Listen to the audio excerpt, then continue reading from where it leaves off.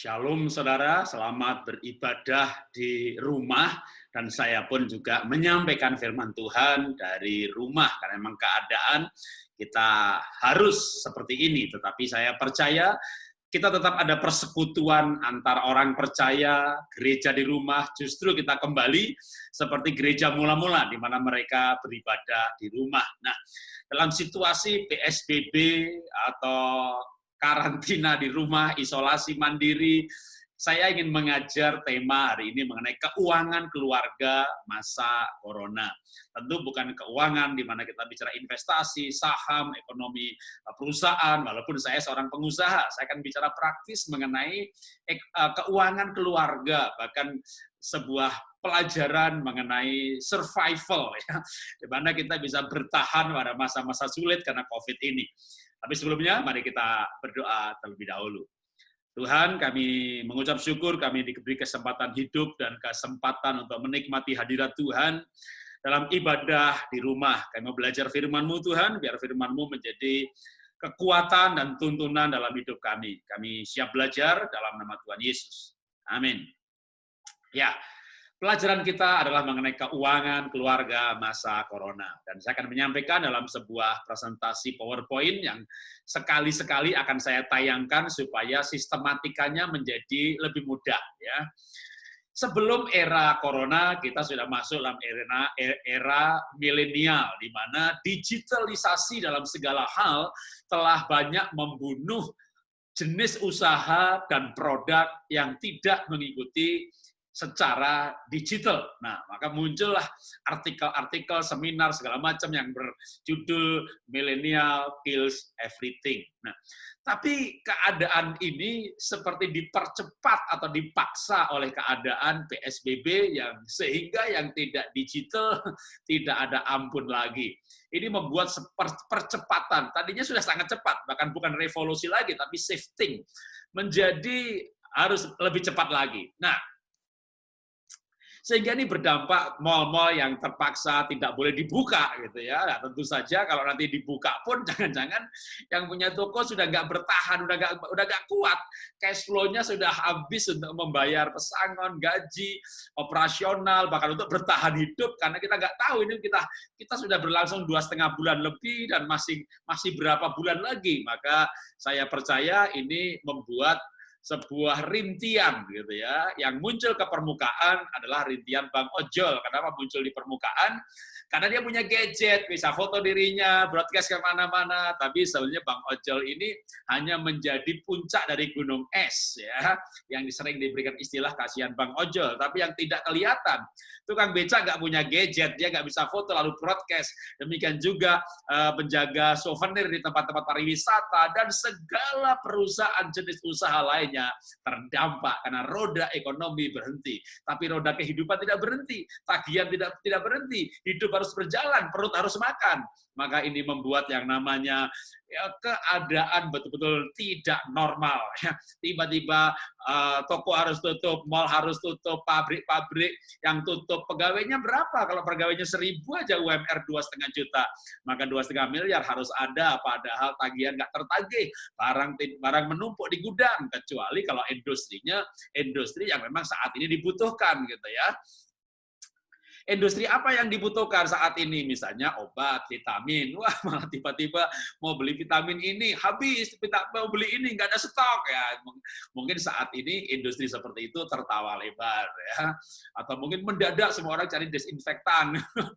Ya, itu stoknya habis. Ya, saat itulah mendapat omset yang luar biasa. Atau yang saya pakai hari ini, Zoom, pemiliknya hanya dalam waktu 2-3 minggu naik 65 triliun. Tapi ini kan sangat sedikit yang mengalami pelipat gandaan seperti ini. Mayoritas menjerit mengalami kesulitan. Nah, ini juga dialami sebenarnya bukan hanya yang miskin ya, berarti wah enak orang kaya atau enakan yang usahanya besar. Justru perusahaan-perusahaan besar mengalami resesi. Beberapa pengusaha ketemu saya, Pak, saya ini nggak gila aja udah bersyukur. Karena tagihannya kalau yang Yang ekonomi bawah ya gimana akhir bulan ini bayar kontrakan rumah gitu ya, 1 juta 2 juta. Yang ekonominya besar gimana ini giro yang nilainya miliaran ini sudah terlanjur dibuka ini kalau nggak ada isinya dipilotkan dan yang nagih nggak mau tahu lagi lah, menghadapi teror, menghadapi cash flow, menghadapi demo pegawai itu kalau kasih bilang kalau nggak gila aja udah mengucap syukur. Mengalami resesi global yang luar biasa. Sementara itu para pegawai juga stres ya karena sudah banyak yang di PHK dan mendengar dia akan kena juga, maka gelombang kebangkrutan tentu akan membuat efisiensi dan itu pastinya akan membuat banyak orang akan terkena PHK. Ini membuat semua orang banyak mengalami yang namanya susah. Nah, kalau bicara susah, maka sebenarnya bukan cuma kamu yang susah. Saya bikin gambar yang dulu saya upload di Instagram saya, ya, bahwa yang namanya susah ini sebenarnya bukan cuma kamu. Semua orang mengalami kesusahan dalam levelnya masing-masing. Nah, contohnya, kalau yang tadi saya bilang orang yang income-nya mingguan, ya maka dia susah minggu ini gimana.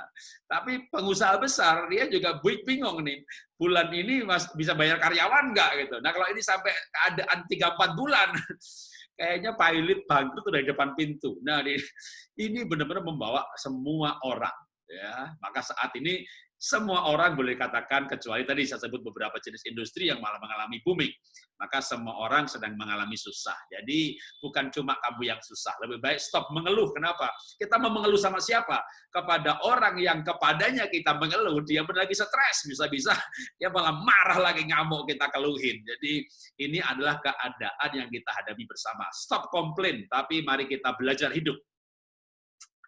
Hidup apa yang hendak saya ajarkan hari ini atau juga yang saya mulai hidupi? Filipi pasal 4 ayat yang ke-11. Kukatakan ini bukanlah karena kekurangan, sebab aku telah belajar mencukupkan diri dalam segala keadaan. Paulus pun pernah berlimpah, Paulus pernah kekurangan, dan Paulus mengajarkan, aku belajar mencukupkan diri dalam segala keadaan. Karena memang ada sebuah prinsip dalam hidup ini. Sepertinya kurang, tapi kalau dicukupkan, berapapun cukup. Ada firman Tuhan lain yang mendukung konsep ini, misalnya Ibrani 13 ayat yang ke-5. Cukupkanlah dirimu dengan apa yang ada padamu, karena Allah telah berfirman, aku sekali-kali tidak akan membiarkan engkau, dan aku sekali-kali tidak akan meninggalkan engkau. Jadi kalau kita mencukupkan diri, maka Tuhan akan menyertai.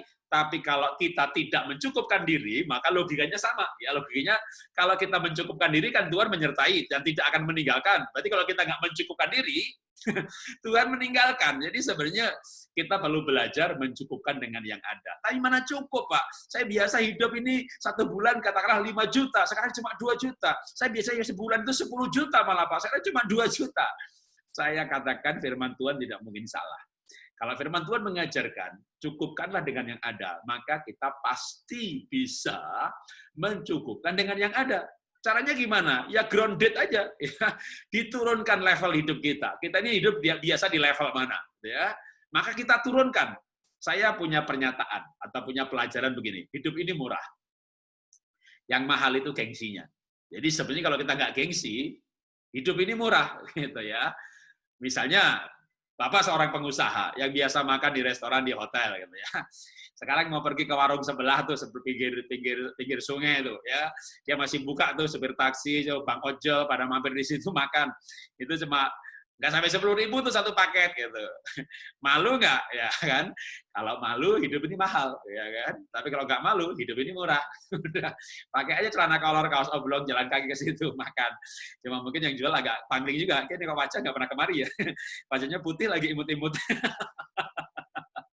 Ya, jadi sebenarnya hidup ini murah, tapi yang mahal itu gengsinya.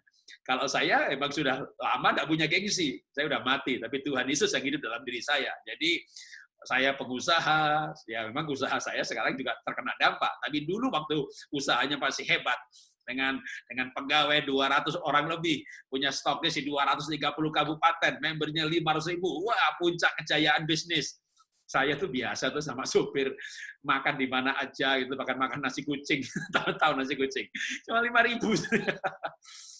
Jadi makan itu murah. Kita bisa minum aqua yang 30.000 di restoran hotel berbintang 5 gitu, atau kita minum cuma 500 perak.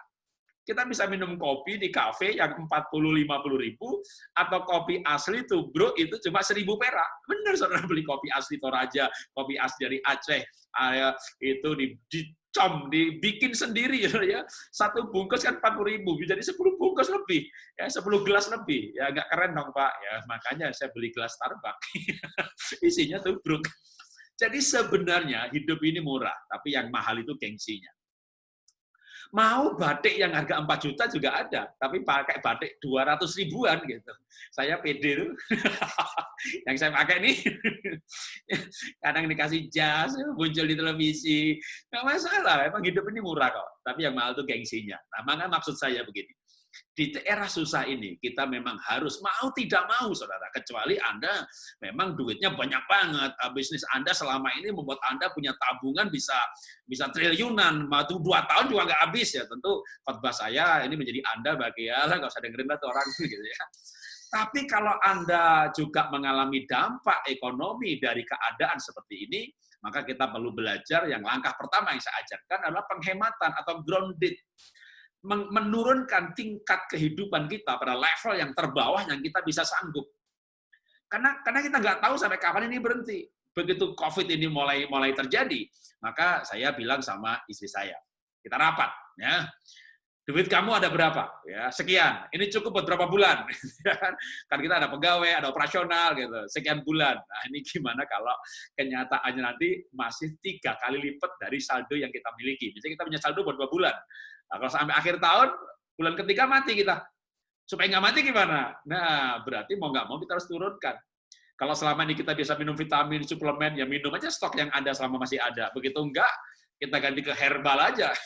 Multimineral, multivitamin juga ada tuh di daun kelor, saya nanam sendiri. Makan aja kelor tiap hari. Jadi kita ada yang namanya sekarang ini saat darurat. Maka kita hidup dalam pola darurat. Survival spirit. Kita harus punya sikapnya dulu bahwa kita ini hidup dalam masa darurat, maka kita harus berhemat. Berhemat seberapa yang kita bisa hemat, yang sanggup kita lakukan. Karena untuk berjaga-jaga bahwa keadaan ini akan berlangsung lama.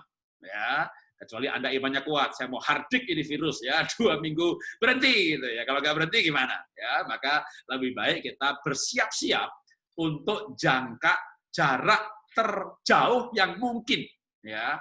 Kata presiden atau kata analis, kata ilmuwan berlangsung sekian bulan atau sampai akhir tahun. Nah, Anda gunakan yang itu aja. Kalau ternyata lebih cepat cuma 2 minggu selesai, ya itu kasih karunia.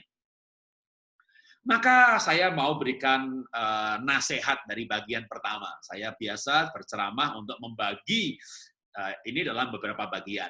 Yang pertama, bagian kita belajar mencukupkan dengan yang ada.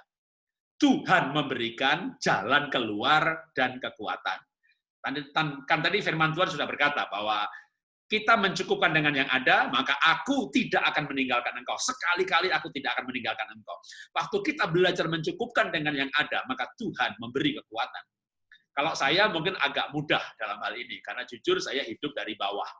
Saya berangkat dari keluarga yang sangat miskin, orang tua saya hidup dari apa adanya, bahkan kalau nggak ada nasi, ya kami biasa makan tiwul, makan jagung, makan ubi hutan, gitu ya. Sekarang ada orang makan ubi hutan aja curhat di sosmed. Wah, judulnya nggak sanggup beli beras, makan terpaksa penduduk makan ubi hutan. Ya. Kalau saya bikin caption, tak ganti tuh captionnya. Hidup sehat, gaya bebas, ya, pola organik.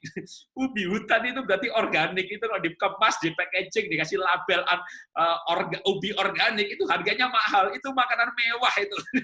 Ya, daripada beras yang tidak sehat gitu ya, kalau sudah nggak ada kulit arinya, nggak ada bekatulnya. Maka sebenarnya nggak perlu merasa kayak sedih banget harus makan ubi gitu ya. Ubi itu makanan sehat, apalagi ubi hutan itu organik. Nah, bagi yang di daerah, justru saya yakin di desa-desa lebih bisa untuk survival karena makanan tersedia di alam. Yang di kota-kota ini yang pusing mau makan apa, saudara. Tapi saya percaya, kita pertama belajar apa tadi? Mencukupkan dengan yang ada. Itu bagian kita. Nah, bagian Tuhan memberikan kekuatan, sehingga apapun yang kita makan, mendatangkan kesehatan. Apapun yang kita minum, mendatangkan kesehatan. Itu maksudnya Tuhan akan memberikan kekuatan. Nah, kita lanjutkan sekarang.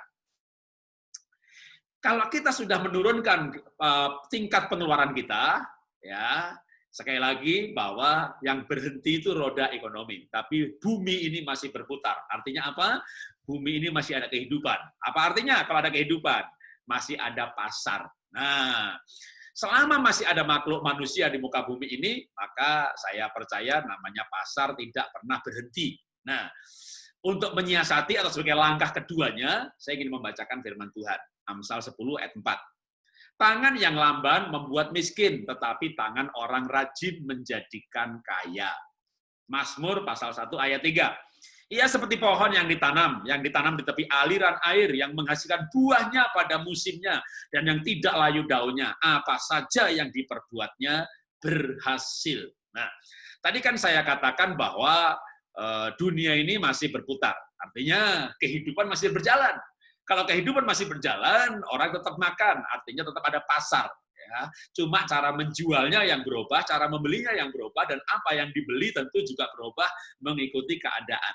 Dengan demikian, sebenarnya pada masa pandemi ini ada peluang, ada tantangan bagi mereka yang rajin, kata firman Tuhan. Apa saja yang diperbuatnya berhasil. Karena itu mari kita melengkapi diri, pertama dengan menyiasati hidup berhemat, lalu kita mesti rajin. Rajin dalam hal apa? Ya rajin bekerja dah. Saya kasih kesaksian ya. Ini foto waktu saya lahir. Kami lahir di keluarga miskin. Ini foto ayah saya di depan rumah, karena orang tua saya nggak punya rumah. Jadi dia menjagai tanahnya orang lain, dindingnya bambu, lantainya tanah, atapnya daun. Nah, dalam keadaan miskin seperti ini, ya kami survive. Gitu ya. Bahkan akhirnya saya diberkati Tuhan merantau ke Jakarta. Kalau Anda tahu Iva Dasyat, ya terkena dampak juga milenial. Ya.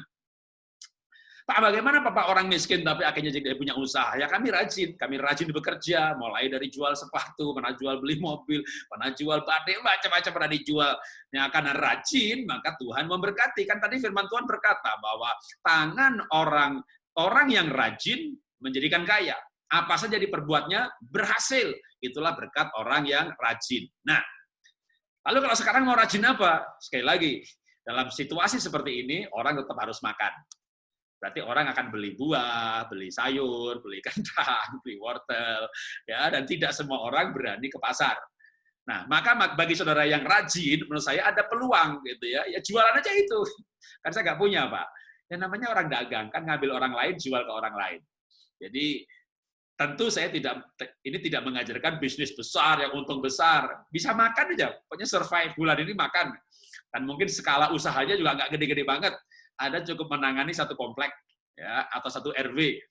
Bagi orang-orang yang tidak berani untuk pergi keluar, Anda menawarkan, Anda yang keluar, Anda ngambil fee yang kecil aja, yang penting rajin, kan?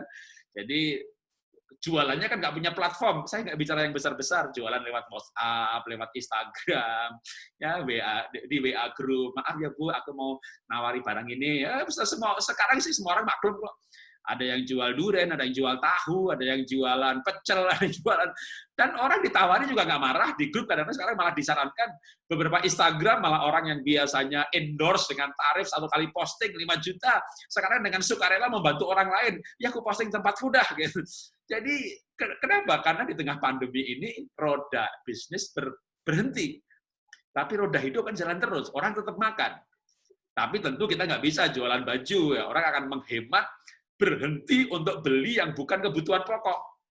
Orang akan berhenti untuk membeli fashion. Tapi yang namanya kebutuhan hidup sehari-hari, mana bisa kita, ini pandeminya sampai akhir tahun nih, ya sudah kita sampai akhir tahun nggak makan ya, mati sebenarnya. Orang tetap harus makan. Maka kalau jual makanan, pasti tetap laku. Bagi yang miskin, benar beli makanan pokok tok saja. Tapi kan banyak orang juga yang tidak miskin, yang masih mereka membutuhkan buah, jus, sayur, bahkan mereka masih cari cemilan. Maka sebenarnya bisa menjual apa saja. Bersyukurlah kalau Anda punya talenta. Anaknya, istrinya, suaminya, pintar masak, bikin ini, bikin itu. Kalau bikin sendiri tentu marginnya lebih besar. Sekali lagi, saya tidak berbicara bisnis yang besar yang akan membuat Anda kaya raya. Tapi mau rajin, berbuat apa saja yang diperbuatnya, Tuhan membuatnya berhasil. Artinya, kita harus punya sikap mental mau mengerjakan apa saja. Ibunya mungkin bikin bika ambon atau bikin snack, ya. Begitu ada tetangga yang beli, ada ibunya temennya banyak, diarisan segala macam, waduh, ada yang beli nih, bapaknya yang nganter. Nah, bapaknya ini direktur, manajer, tapi ke dalam ekonomi seperti ini kena krisis, kena PHK. Malu nggak nganter barang ya? Kalau bapak nggak malu nih, percaya saya nih. Nanti waktu nganter barang nih, tetangga yang diantar, wih, bapak sendiri yang nganter. Aduh, sampai saya malu nih, bapak, aduh, bapak mau nganter gitu. Nanti bapak pergi nganter tuh, itu istri bilang sama suaminya, Pak, tuh lihat tuh, bapak itu nganter, Pak. Dia mau nganter. Ternyata ketika saudara orang yang rajin, Anda antusias, Anda mau bekerja apa saja, sikap itu Anda tularkan. Nah, saya berdoa, sikap ini menular kemana-mana. Bangkitlah gairah baru, bangkitlah gairah dagang, bangkit gairah usaha, skala keluarga. Ya, emang zaman sekarang ibadah di rumah, bekerja di rumah, ya kan? Ya, makanya usahanya di rumah juga, ibadah di rumah. Inilah saatnya ekonomi keluarga, ibadah di rumah, kerja di rumah, yang apa yang bisa dilakukan di rumah. Siapa tahu 2, 3, 4, 5 bulan ini menjadi fondasi yang ternyata nanti pada masa ketika wabah berhenti, PSBB dicabut, Anda sudah produknya makin ciamik, rasanya makin enak, itu tinggal pelipat gandaan. Bahkan mungkin pada masa ini pun sudah bisa terjadi pelipat gandaan, siapa tahu. Hanya dengan mencoba Anda tahu, tapi niatnya dulu. Anda mau bekerja apa saja, itu namanya orang rajin. Hanya orang yang malas yang mati. Selama orang mau rajin, dia bisa jualan apa saja, ya. Jualan kebutuhan pokok lah, kan di mana-mana dijual, Pak. Sekali lagi begini, ya, semua orang juga menjual. Tapi kalau krisis ini panjang, mungkin beberapa orang yang ekonominya di bawah nih masih sanggup nggak beli sabun bermerek. Jangan-jangan dia sudah nggak mampu beli sabun bermerek. Kenapa Anda nggak bikin sabun curah? Ya kan? Itu namanya sabun cuci yang cair botolan, pakai botol bekas Aqua yang setengah liter, yang 1 liter. Jadi itu dengan mudahnya membuat sabun itu gampang sekali. Sabun cair, sabun mandi, sabun apa saja. Asal Anda mau belajar sedikit ya di Google cara membuat sabun, selesai. Beli bahannya di mana? Masih ada, bisa dibeli dengan online. Jadi tentu tidak satu kompleks semuanya jualan sabun, ya kan? Anda lihat peluang apa yang Anda bisa lakukan, yang orang lain belum lakukan, Anda mulai tawarkan.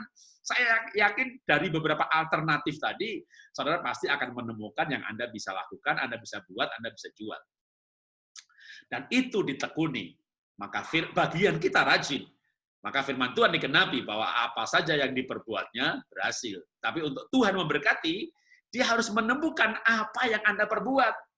Kalau Anda nggak berbuat apa-apa, ya ayatnya tadi, orang malas miskin, orang rajin kaya, kan begitu. Jadi, kalau kita mau melakukan apa saja, karena ada hukum begini, kan saya mengajarkan Anda itu rajin.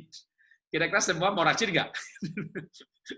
Kalau Anda semua mau rajin, ya ini jemaat jumlahnya berapa sih yang dengerin saya? Yang tidak dengerin kan lebih banyak lagi.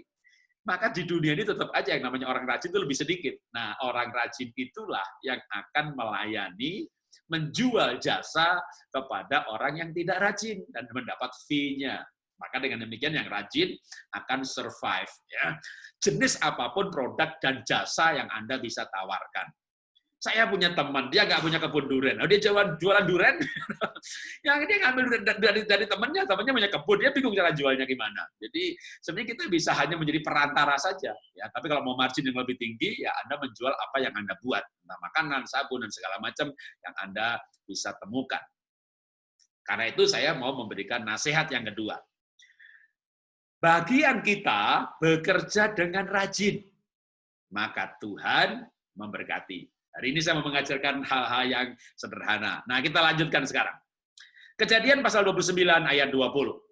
Jadi bekerjalah Yakub 7 tahun lamanya untuk mendapat Rakel itu. Tetapi yang 7 tahun itu dianggapnya seperti beberapa hari saja karena cintanya kepada Rakel. Nah, sedikit latar belakang mengenai ayat tadi, Yakub. Yakub karena menipu Esau, maka dia harus lari kepada pamannya bernama Laban dan memulai hidup dari bawah. Ya, kadang-kadang kita ini harus mulai hidup dari bawah, ya. Padahal Yakub itu sebenarnya anaknya Iska. Iska punya anak Esau dan Yakub, kaya raya. Tapi karena keadaan tertentu, Yakub harus hidup seperti budak, kerja sama pamannya. Hari ini bukan karena kasus seperti itu, tapi karena kasus yang lain, ya. Karena PHK, karena corona, perusahaan bangkrut, maka kadang kita harus hidup dari bawah, ya. Karena emang keadaan, nggak mau tersingkir, nggak mau mati, nggak mau ya habis. Mau nggak mau harus mau, yang tidak mau ya nggak apa-apa kalau Anda punya saldo banyak. Nikmati saldo, nikmati hidup. Tapi saya percaya banyak orang hari-hari ini harus mulai hidup dari bawah. Nah, berasal dari bawah itu lebih mudah. Tapi sudah di atas harus mulai lagi dari bawah, itu berat. Yakub anak orang kaya, tiba-tiba jadi pegawai pamannya, ditipu lagi. Nah, tapi cukup menarik tadi, saya akan ingin mengajak membaca kembali apa yang dilakukan oleh Yakub waktu dia bekerja sama pamannya. Jadi bekerjalah Yakub 7 tahun lamanya untuk mendapat Rachel itu, tetapi yang 7 tahun itu dianggapnya seperti beberapa hari saja karena cintanya kepada Rachel. Jadi Yakub bekerja 7 tahun, itu rasanya cuma beberapa hari. Kenapa? Karena dia cinta Rachel, padahal dia kerja itu nggak digaji loh. Dia nggak dapat upah, nggak dapat komisi, nggak dapat gaji, cuma dikasih makan aja. Bukankah sama seperti hari-hari ini, tak? Tadi saya katakan kalau kita mengawali sebuah usaha rumah tangga, kelasnya kelas rumahan, untungnya hanya cukup buat makan. Ya, jual sabun, jual tempe, jual penyak, jual gado-gado, jual apapun juga yang Anda bisa jual. Jual barangnya teman lagi, jadi reseller. Yang nggak mungkin kaya. Saya tidak mengajarkan untuk menjadi kaya saat ini. Saya mengajarkan survival. Hidup survive untuk bisa makan. Seperti Yakub, dia bekerja hanya untuk bisa makan. Bahkan itu berlangsung 14 tahun. Yakub nggak punya aset, nggak punya gaji, nggak punya domba, nggak punya ternak. Tapi yang 14 tahun itu dibagi 2 periode, 7 tahun, 7 tahun. 7 tahun nggak dapat gaji, cuma bisa makan. Saya percaya Anda nggak perlu 7 tahun, karena masa susah ini mungkin paling tidak akhir tahun. Ada perkiraan yang sangat pesimis bahwa coronanya mungkin berakhir akhir tahun, tapi dampak ekonominya 3 tahun. Yakub 7 tahun lebih parah. Nah, kalau kita siap untuk hidup sekedar bisa makan, paling nggak beberapa bulan. Tapi ketika keadaan nanti normal, maka usaha yang tadinya hanya rumahan bisa mengalami pelipat gandaan. Tapi yang pasti, Yakub, kita belajar dari Yakub, dia bekerja 7 tahun itu rasanya beberapa hari. Kenapa? Karena dia cinta Rachel. Nah, di sini ada esensi bahwa cinta membuat orang bergairah, membuat orang antusias. Dan antusias dan bergairah itu waktu terasa cepat. Kalau Anda nggak bergairah, Anda nggak antusias, Anda nggak punya pengharapan, menjalani masa-masa pandemi ini, jangankan 7 tahun. 1 minggu aja rasanya lama sekali, 1 hari aja rasanya lama sekali. Yakub 7 tahun rasanya cuma beberapa hari. Jangan sampai beberapa hari rasanya beberapa tahun. Maka kalau kita punya cinta, jadi dari cerita Yakub ini esensinya adalah bekerja dengan cinta. Sampai kairos Tuhan itu terjadi. Kenapa saya sebut kairos Tuhan? Karena setelah 7 tahun, 14 tahun, maka tahun yang ke-15, pamannya Laban, di mana Yakub bekerja, itu mulai ada deal dengan Yakub. Memang Yakub yang minta, paman, aku minta pembagian hasil. Oke, gimana caranya? Ya, domba yang putih kamu gembalakan, terpisah, hitam loreng terpisah. Tapi kalau yang putih, anaknya hitam, itu bagian kamu. Pembagiannya sebenarnya nggak fair sih. Tapi kita tahu semuanya, melalui cara-cara seperti itu, 7 tahun Yakub kaya raya. Nah, ini yang saya sebut dengan kairos Tuhan. Waktunya Tuhan memberkati, maka ketika keadaan digonta-ganti, Laban menipu, digonta-ganti peraturan, tetap aja pokoknya apa yang menjadi bagian Yakub itu yang lahir ternaknya sehingga Yakub menjadi kaya raya. Nah, itu yang saya sebut dengan kairos Tuhan. Nah, sekarang kita dalam keadaan seperti mungkin Yakub pada 14 tahun pertama. Hanya bekerja, dikasih makan, udah nggak bisa nampung. Tapi karena dia bekerja dengan cinta, maka kairos Tuhan tiba. Itulah tadi kenapa Ibrani berkata di muka, kalau engkau mencukupkan dengan yang ada, aku tidak meninggalkan. Tuhan menyertai. Waktu Tuhan menyertai, belum tentu diberkati. Tapi diberi kekuatan, diberi gairah, diberi antusias. Dengan gairah dan antusias menjadi expert di bidangnya. Yang bikin kue-kuenya makin bagus, yang bikin bakpunya makin enak, yang bikin bika Ambon makin empuk, makin renyah. Wah, pokoknya makin expert namanya dengan cinta. Makanya belajarlah bekerja itu dengan cinta. Ya, karena itu saya akan bacakan quote-nya. Bagian kita bekerja dengan cinta dan pengabdian. Tuhan memberikan berkat dan pelipat gandaan. Kalau kita tidak bekerja dengan cinta dan pengabdian, bagaimana bisa antusias? Bikinlah makanan dengan antusias, mengantar dengan antusias, sampai yang diantar aja mungkin, wih, Wah, apa nih yang nganter nih? Konsumennya kagum-kagum, wah, mereka jadi konsumen yang loyal, yang setia, ya. Jadi kita bisa mendapatkan konsumen yang memberikan endorse yang lain. Wah, mungkin dia akan bercerita, membuat story. Nah, hari-hari ini yang namanya produk kadang dikalahkan sama cerita. Ya, ketika produknya ada cerita yang beredar, oh itu buatannya ibu sendiri loh, itu anaknya yang bikin, itu kan anaknya bapak si ini, itu wah itu ceritanya beredar, itulah yang menjadi viral. Ya, kalau istilah zaman sekarang, waktu zaman Yakub, ya istilahnya pelipat gandaan, berkatnya berlipat-lipat. Kalau Mazmur berkata, apa saja yang diperbuatnya, Tuhan menjadikannya berhasil. Tapi apa saja tadi harus disertai dengan antusias. Yakub karena cinta dia bekerja. Nah, mari kita bekerja karena cinta. Kita cinta keluarga, kita cinta anak-anak, kita cinta yang kita miliki, sehingga kita bertanggung jawab terhadap kehidupan. Nah, enggak usah mengeluh dah. Anda mau ngeluh sama siapa? Semua orang juga susah. Berhenti mengeluh, berhenti posting hal-hal yang kayaknya membuat orang kasihan. Anda memang bisa, karena Anda postingan tertentu, orang kasihan Anda disumbang. Tapi orang tidak akan menyumbang setiap hari, apalagi kalau jangka panjang. Lebih baik Anda bekerja sesuatu yang Anda bisa kerjakan, dan orang membeli bukan karena kasihan, tapi karena memang ada cerita yang Anda betul-betul jalani dalam hidup ini, dan itu nanti akan ketemu yang namanya kairos Tuhan. Saya berdoa kalau Anda yang mungkin terkena PHK, tokonya harus tutup, usahanya harus bangkrut, dan hari-hari ini harus memulai sesuatu dari bawah. Maka lengkaplah sudah, ibadah di rumah, bekerja di rumah, kita mulai usaha dari rumah. Mulai dari rumahan ini, maka doa saya adalah ketika Anda melakukan dengan sungguh-sungguh, antusias, pengabdian, penuh cinta, maka akan ada kairos Tuhan yang datang. Pada saatnya ketika keadaan normal, nggak mungkin, nggak mungkin. Sejarah manusia sepanjang dunia hidup ini, mulai dari beribu-ribu tahun yang lalu, ada berbagai macam pandemi dan selalu selesai. Manusia punya daya juang luar biasa, kemampuan adaptasinya tertinggi. Dinosaurus badannya besar, tapi nggak bisa adaptasi, punah mereka. Binatang-binatang lain sudah pada punah, manusia nggak akan punah-punah sampai akhir zaman. Karena manusia adalah makhluk dengan otaknya yang luar biasa, kemampuan adaptasi yang luar biasa. Demikian juga dengan saudara. Kalau bagian kita mencukupkan yang ada, bagian kita rajin, bagian kita bekerja dengan cinta, maka saya percaya, nanti bagian Tuhan memberkati pada waktunya atau kairos. Nah, kita lanjutkan lagi. Masih ada satu poin lagi, satu bagian lagi yang akan kita pelajari mengenai survival spirit. Roh untuk bisa survival pada zaman susah seperti ini dan tetap menjalaninya dengan bahagia.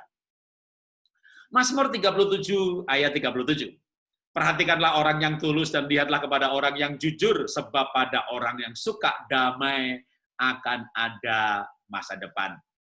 Kita sebenarnya tidak hanya bekerja untuk bisa bertahan hidup, tapi di dalam Tuhan ada harapan, karena akan datangnya kairos Tuhan. Kepada siapa kairos Tuhan akan datang? Waktunya Tuhan memberkati dan mengadakan pelipat gandaan. Seperti Yakub mengalami pelipat gandaan, sehingga Yakub menjadi kaya raya luar biasa. Karena ternak yang menjadi milik bagiannya dibikin Tuhan berkembang biak luar biasa. Kepada mereka yang jujur, kata firman Tuhan, sungguh ada masa depan. Mari kita bekerja dengan jujur, dengan fair. Kalaupun kita ada kebutuhan, nggak usah tipu menipu harga, nggak usah tipu barang, jangan mengambil kesempatan, ya. Kita hidup memang merangkak dari bawah, dari awal lagi, dan kita menjalani kehidupan yang kita rintis, dagang yang kita rintis, usaha rumahan yang kita rintis, kita jalani dengan jujur, karena firman Tuhan berkata, sebab pada orang jujur yang suka damai akan ada masa depan. Ayat yang sejalan, senafas dengan hal itu, Amsal 28 ayat 20. Orang yang dapat dipercaya mendapat banyak berkat, tetapi orang yang ingin cepat menjadi kaya tidak akan luput dari hukuman. Nggak usah pengen cepat-cepat kaya. Kalau kairos Tuhan, Tuhan yang bikin Anda kaya. Tapi mari kita belajar menjadi orang yang jujur dan bisa dipercaya. Karena kalau kita menjadi orang yang bisa dipercaya, nanti pelipat gandaannya itu bisa terjadi secara alamiah, tapi tentunya dengan campur tangan Tuhan. Saya kasih contoh. Saya hidup dari bawah. Waktu saya ke Jakarta, saya merantau mengadu nasib, dan saya hidup dari bawah. Lalu saya buka usaha. Ya, Awalnya juga berat, namanya modal pas-pasan, kan orang miskin merantau ke Jakarta, ya. Punya uang nih, punya modal nih, kulaan barang. Waktu itu saya dagangnya sepatu, ya. Kulakan sepatu, lalu dijual, begitu laku, dapat duit lagi, kulakan lagi. Pelipat gandaannya lama banget. Tapi singkat cerita, kami belajar untuk komitmen, namanya tagihan ya dibayar. Bahkan kalau perlu kita jual mobil untuk bayar tagihan. Kita hidup sederhana untuk bisa bayar tagihan. Tagihan itu nomor satu supaya bisa dipercaya. Nah, singkat cerita, ya ini panjang ceritanya kan, saya buka usaha tahun 92. Itu kira-kira tahun 2000-an, saudara, lebih dari 8 tahun, tahun 2000 lebih, ya bahkan 2005-an mulai mendapat kepercayaan dari supplier. Dalam arti begini, udah pokoknya kalau Pak Jarod saya percaya dah, barangnya diambil aja Pak, gitu, nggak usah pakai uang muka. Jadi pertamanya uang muka dulu, barang diproduksi, lunas, barang diambil. Gitu.